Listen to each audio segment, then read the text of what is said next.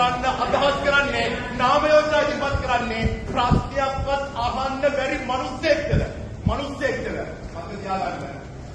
කලින්පු ලේකම්තුමා ඉදිරිපත් කිව්වා ආදිස් ලබා දෙන මුදල් ඔව් මේ වල විදිහට වත්තක් නිර්මාණය කරලා තියෙනවා. ඒක සියල්ලම ඇතුළත් වෙලා තියෙනවා. ඔක්කොම බ්ලොක්වල ඇඩ්මින් විතරක් පරුදාර කරලා හදලා තියෙනවා. රාජකීය 180ක ඉතිහාසයේ වසර 180ක ඉතිහාසයේ සියලුම රාජකීය දෙමව්පියන් සියලුම රාජකීය පාසල් ලේකම්වරු පොරු වන්දනාකාරී කරලා සමාජයේ ලැජ්ජා කරලා තියෙනවා. මේ ලැජ්ජා කරන්නේ අනිත් රාජකීය දෙමව්පියන්ට මේ පාසල් වල දෙවි නෑ. මම රාමසාරනගරේ ගිහිල්ලා අනිත් රාජකීයයන් එක්ක මුස්ලිම් රාජකීයයන් එක්ක එකට වටා පොත්තාව කරන්නේ. ඒ හැමෝම හරි වෙසක් මුදේ අපිට උපුරුපත්තු කරනවා. අපි ගේට් කියන්න කියලා පොට්ටන් එකේ පහත්පත්තු කරනවා. ක්‍රිස්මස් කියලා මේ රාජකීය විද්‍යාලෙම එකම සැරෙන්න එහෙම එකමුතුව හිටු රාජකීයන්ව බෙදන්න උත්සාහ කරනවා. මේ රාජකීය විද්‍යාලේ පදා බෙදීමක් තිබෙන්නේ නැහැ. රාජකීය දවෝපියන් දරුවන් රාජකීය නොවන දවෝපියන් දරුවන් කියලා. දැන් බෙදීමක් මේ පාසලට ගෙනල්ලා දෙනවා. මෙහෙම බෙදලාද මේ පාසල දියුණු කරන්න යන්නේ.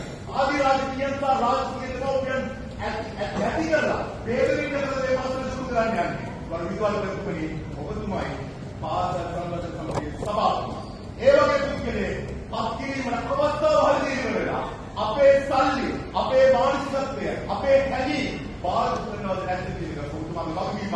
ඔබතුමාගේ තීරණය ගන්න එක පැහැදිලිව ගන්න කියලා ඉල්ලා ආදරණීය රාජකීය ගුණයන්වරුනි ඔබ මේ පාසලේ සෑහෙන කාලයක් සේවය කරලා තිනවා. ඔබ දන්නවා මොනතරම් මේ රාජකීය දෙමව්පියන් රාජකීය මේ පාසලට ආදරය දෙනවා. අපේ ඒවල දුවන්නේ නිල් කහ කියන ලේ අපේ රත්න අපේ නිල් කහ කවුරු හරි කෙනෙක් මේ පාසල බෙදමින්න කරලා මේ පාසලේ දෙමව්පියන් බෙදමින්න කරලා මේ ආදිවාසීයන් බෙදමින්න කරලා මේ තනතුරට එන්න හදනවා. මම නැවතත් කියනවා රාජකීය දෙමව්පියන් විදියට රාජකීයයන් විදියට අපි අපේ අන්තිම උත්සවයට වෙනකම් මැරෙනවා.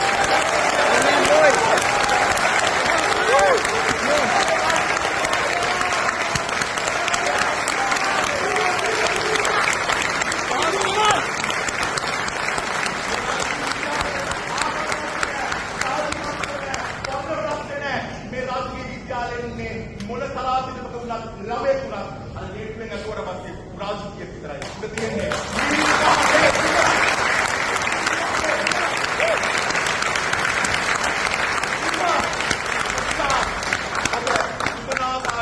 කාට විරුද්ධව කාට සම්බන්ධව මනාව භාවිත කරන්නවත් මම දෙයක් කියන්නේ. පාසල ඇතුලේ වේද ඇති කරලා පාසල බෙදලා පාසල නැති කරලා 180කට අධික රාජකීය ඉතිහාසය නැති කරන්න කවුරු හරි